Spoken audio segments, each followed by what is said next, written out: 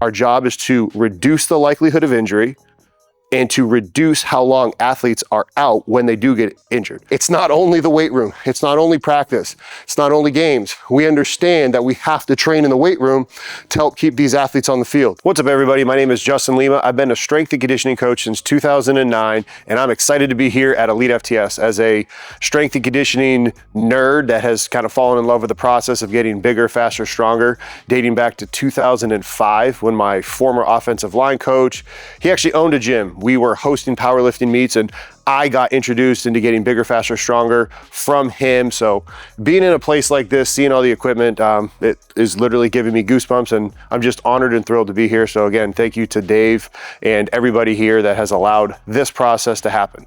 One of the things that I'm excited to talk about today is the power complex. The power complex is something that I was introduced by a fellow strength and conditioning coach, and it helps strength and conditioning coaches working in team sport. Right here, the sport of powerlifting is about how much you can bench, squat, and deadlift. That is the sport. So barbells are part of the sport. For us strength and conditioning coaches working in team sport, whether it's football, basketball, track and field, lacrosse, it doesn't matter. At no point do any of these beautiful and different type of power racks get brought out onto the field. Everybody stops the game and there's a liftoff. What we do in the weight room as strength and conditioning coaches for our team sport athletes, we are generalists at best. Yes, we can start to develop special strength exercises, stuff from Dr. Michael Yesis. You start looking at Coach Bondarchuk and his pyramid of GPE or GPP, whatever you want to call it, physical preparation or physical preparation exercises. We move up a level and now it's more specific development exercises, specific preparatory exercises. We're still generalists at best, because even if we do start to have athletes swing a heavier bat, throw a heavier ball, those are just special development exercises to get ready for competition.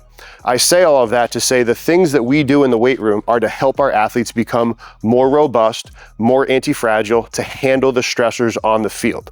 Athletes typically get hurt when they're on the field playing their sport, whether it's in practice or it's in games. So it's our job to help build athletes to be anti-fragile and robust. What does this mean? It means we have to train them to be strong. I talk a lot about the principles from Louis Simmons. I never met him. I've read, and that's part of the reason why I'm excited to be here, to kind of learn more about it. Athletes get better and stronger by lifting something really heavy, moving something really fast, and doing repetition effort. In doing so, we're able to tap into the type 1 fibers, type 2 fibers. We're able to help our tendons not only be hard and stiff from doing sprints, jumps, and bounds, but we're then able to get the benefit of lifting heavy weight and getting that contraction, so that way our tendons are more pliable by being able to lift that heavy load. So in the weight room, when we're utilizing Olympic lifts are a tool for team sport strength coaches. Just like a back squat is, a front squat, a bench press, sprinting, jumping, these are all tools in our toolbox. So to the strength coach that is only using Olympic lifts, and I used to be the strength coach that only used Olympic lifts, I used to be the strength coach that only used the power complex when I first learned about it. Both of those are wrong. That would be like the carpenter that says, hey, I only build a house with a hammer. I only build a house with a screwdriver. They're both wrong. You want to have really good hammers and really good screwdrivers when you're building a house. So if you have athletes that can handle the Olympic lifts, awesome. The power complex can actually help you improve the weight lifted in your Olympic lifts in the same way that a board press can help your bench press, or a rack deadlift will help bring up your deadlift weight. If you've got athletes that can't clean because they have a limitation at their wrist, they have a back injury, whatever the reason is, a shoulder injury, this power complex is better than doing what most strength coaches do. Most of them will either replace it with a high pull or they'll get rid of it. And there's been a lot of talk and debate on social media, and I have been trying to find it for a while, where it's like, hey, do we replace the cleans with a trap bar jump? No, you can't replace that one movement with another movement. And that's where a lot of people will give pushback on me and say, well, you know, a clean is not the same as a trap bar jump. You're 100% right. That's why with the power complex, it's a series of movements that breaks the cleanup into its constituent parts. So it starts off, and I'm going to be able to take you through these movements here in a little bit, but it starts off by either pulling from the floor or starting at your hip. Now let's first get 4 terms correct. It's a clean, it means the bar starts on the ground. The word power has nothing to do with the fact that we're eliciting power and putting force into the ground. Power refers to your catch position. So a clean, the bar is on the ground, you land below parallel 90 degrees.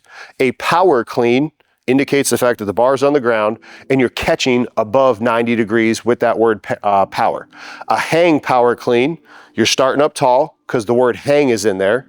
You're gonna go down, you're gonna catch above 90 degrees, and a hang clean would be starting tall, catching below 90. So the first movement is either a deadlift. Now this is where you could even get more creative, and you could do deadlift with bands, with chains. If you have an athlete that needs to do a trap bar deadlift, you could do it that way as well. The other part of it would be the RDL, so starting from the hang position. And you can have a ton of experiments with this. You can go with bands, with chains, dynamic reversal, eccentric, isometric on either of those. You're really gonna be limited by your imagination. The next movement is gonna be a loaded jump. This loaded jump could be in the form of holding dumbbells, holding a trap bar, putting a bar on your back, Vertimax, or a made up version of a Vertimax with a belt around your waist and bands on the ground where it's a resisted jump. Now the key with this resisted jump is having some version of a feedback. So if you want to be jumping on a plyo mat, if you want to be jumping on a force plate, if you have your Vitruve force encoder that's now telling you jump height or force output, the whole reason being, again, as I've alluded to, from learning from books and other people that have learned from Louis Simmons, it's all about now creating a new 1 rep max and continuing to drive intent. So when you have this new 1RM and you're jumping against feedback, whatever type of jump it is, if I'm jumping and here's a teammate of mine jumping and we have the same weight, I'm now talking trash with this athlete to get them to try to jump higher, and we're getting better neural output. We're jumping higher, getting that good force, rate of force development through our hips. We're competing on this 1 rep. I get a number, he gets a number, we figure it out, we go back through the power complex, we come through round 2. Now I have a number that I'm trying to beat from myself while I'm still trying to beat this athlete. We do that throughout the entire day. We enter whatever our 1 rep max was from the day, our best jump, whether it's in height, exit velocity, whatever it is, and we put it in whatever our recording log is. If it's Team Builder, your handwritten or Excel, you now know what it is. And you've now established that 1 RM. Next time we come back in a week or when, 2 weeks, however you're training and programming this, you now have a number that you're trying to beat from what you had done before. And in doing so, you create a 95-pound trap bar jump height 1 RM. And then you could do this with a 115, 135, holding 30-pound dumbbells, 45-pound dumbbells, bar on your back, seated dumbbells, whatever it is. You create this entire category of 1 rep maxes that you're trying to beat over the course of a training cycle. And now you have driven intent through the roof within me to beat my own best, but within these athletes to compete with one another. Now the third movement is a altitude drop or a depth drop. This is not, it doesn't have to be with an immediate subsequent jump after it. So standing on top of some plyo boxes and landing on the ground. Why are we doing this? We're doing this to get ground reaction forces through your foot, your knee, and your hip, right? Hip, ankle, and knee. Because when our team sport athletes are on the field, whether they're sprinting at max velocity, acceleration, change in direction, or curve, the literature has shown ground reaction forces are up to 2, 3, 4, 5 times body weight when sprinting. So we're gonna, again, going back to what's our job? Our job is to reduce the likelihood of injury and to reduce how long athletes are out when they do get injured. So how quickly can they come back? Then finally, we're supposed to be improving their performance. So if athletes are gonna be achieving 2, 3, 4 times body weight of force when they're sprinting, let's get them used to it in a safe environment. Let's build up that reserve by doing these depth drops. They can do it double leg off of a box. You can be measuring it with your force plates. I've done that with my Hawken dynamic force plates. I've got the research behind it, and more of you coaches should continue to experiment with it. Not only landing double leg off of your plyo box, you could then land lunge stance. You can land single leg, continue to raise the height. You can then drop off, have a subsequent landing off of that, and then measure the ground reaction forces off of that. You'll have high ground reaction forces in minimal time, which is what happens in sport. And remember our why. We are supposed to help our athletes remain on the field. when your team sport athletes are training with you at your university, at your high school, at your professional sports organization, if they're coming to train with you in the tactical setting, and even in the private setting, these athletes are coming to you because they want to play their sport. Let's take that college strength coach. I used to talk about it with recruits all the time and their parents. You are coming here to play your sport. And part of playing your sport here means you are gonna come and lift with me in the weight room. So let's keep the main thing, keeping you on the field. And that means I have to build up your robustness to be able to handle high forces out on the field. So let's make sure that you're able to do that by giving you different exercises to handle the force production and the force absorption capabilities of your body. Now I'm gonna take you through what this would look like in real time, because a lot of coaches are like, well, how long should it take going from the RDL or the deadlift to the jump? And then from the jump to the altitude landing, can I still pair exercises with it because I do a hang clean, then a med ball throw, and some version of a mobility drill before my B block? You can 100% do it. And once you start to get going with this, you're gonna notice you can flow in between this, and it's very easy. So for our first part of the movement, this demonstration, I'm gonna be showing you the hang power complex, as this would be replacing the hang power clean or the hang clean. Now, you want to start talking about specifics, you could be pairing this with your max velocity day in the weight room, on the field, because the max velocity work on the field, you're talking about higher forces at higher velocities, and typically you're at less of a deep knee bend. When you're doing your accelerative work, you're looking at deeper angles, higher forces, higher speeds. Yes, there are still high forces running at max velocity, but you're starting from a static stance and then going into your accelerative run.